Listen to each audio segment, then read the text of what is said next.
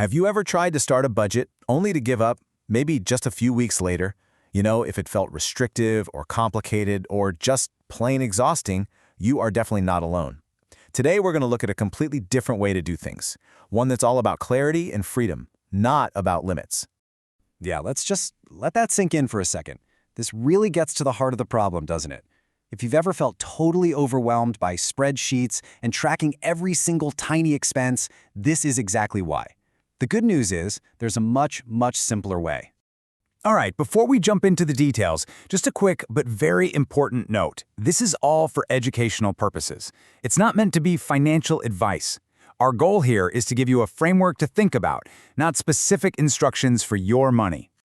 Okay, so let's first dig into the core issue here, what we might call the budgeting fallacy. Why is it that the traditional methods we're all taught so often just end in failure? It really boils down to how it makes us feel. The word budget itself, it has this negative weight to it, right? We immediately think of restriction, of being told no, and the exhausting chore of tracking every little thing. So it's really no wonder that this feeling is the #1 reason people just give up. And this is where the big shift happens. Look at the contrast here. The old way, that's all about strict control. You're tracking every small expense, which feels super restrictive and just isn't sustainable. But the new way we're going to talk about, it's a simple system. It focuses on just one key number, which actually creates freedom. And most importantly, it's built to last. So yeah, let's just leave that old, exhausting way behind us and start walking down this new path to clarity. We're going to use a much simpler approach to managing our money. This is where we start building a system that actually works for you, instead of feeling like you're working for it. So let's walk through a simple, sustainable process that's designed to put you back in the driver's seat without all the stress. And here we have it, a simple 5-step system. Think of this as the blueprint for our entire new approach. All right, step 1. And trust me, this first one, it's a massive mental shift. So, instead of drowning in the details of every coffee and every snack, you just focus on one single powerful number, your savings rate. What percentage of your income are you actually putting aside for your future? If you get this number right, the small day-to-day expenses, they really matter a whole lot less. Okay, so once you know your target savings rate, how do you manage the rest of your money? Well, that brings us right to step 2. Forget about those complicated apps with, 20 different spending categories. To make this last, we need to be radically simple. The whole idea is to boil everything down to just 3 main buckets. And this is how simple we're talking. Everything, and I mean everything you spend or save, it just fits into one of these 3 categories. Essentials, that's stuff like your rent and groceries. Lifestyle, things like restaurants, hobbies, entertainment. And of course, savings, the money you're setting aside for the future. It's really that straightforward. Okay, but this all sounds great in theory, right?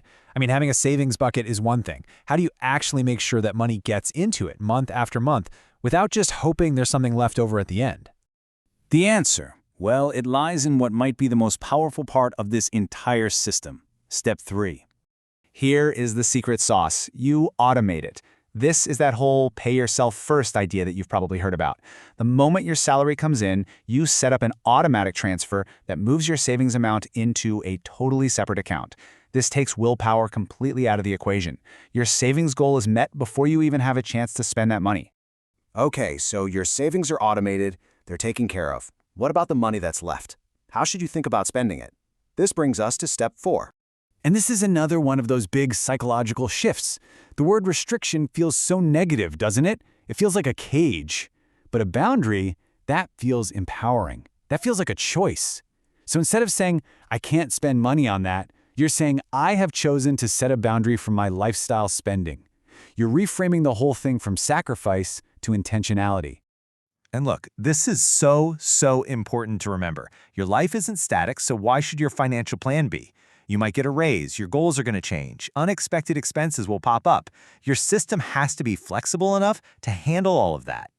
So, if things are always changing, how do you actually stay on track? Well, that's where our 5th and final step comes into play. You gotta think of your budget like a living, breathing thing. It needs a quick checkup every now and then. Just set aside maybe 15 minutes once a month to look things over. Are your buckets still working for you? Do you need to maybe adjust your savings rate a little? These small, regular tweaks are what keep your whole plan aligned with your actual life. So, we've walked through the 5 steps. That's the how. Now let's zoom out a little bit and talk about the why. The core philosophy behind this whole approach is a shift away from seeking control and towards seeking clarity. See, the goal here is not to micromanage every single rupee. The goal is simply to have clarity, to know in broad strokes where your money is going. Because when you have that clarity, you're empowered to make better, more conscious decisions. That is what true financial control actually feels like. And that brings us to our final and maybe the most important takeaway from all of this. If you remember only one thing from our conversation today, please make it this. You have to let go of this idea that you need a perfect budget. It just doesn't exist. What you truly need is a system that's simple enough for you to actually follow through with month after month and year after year. And this is the thought I want to leave you with. In your finances, and honestly in life, consistency will always win out over a short, intense burst of perfection. So the question for you is, what is one small thing you can do today to make your own financial system just a little bit more consistent?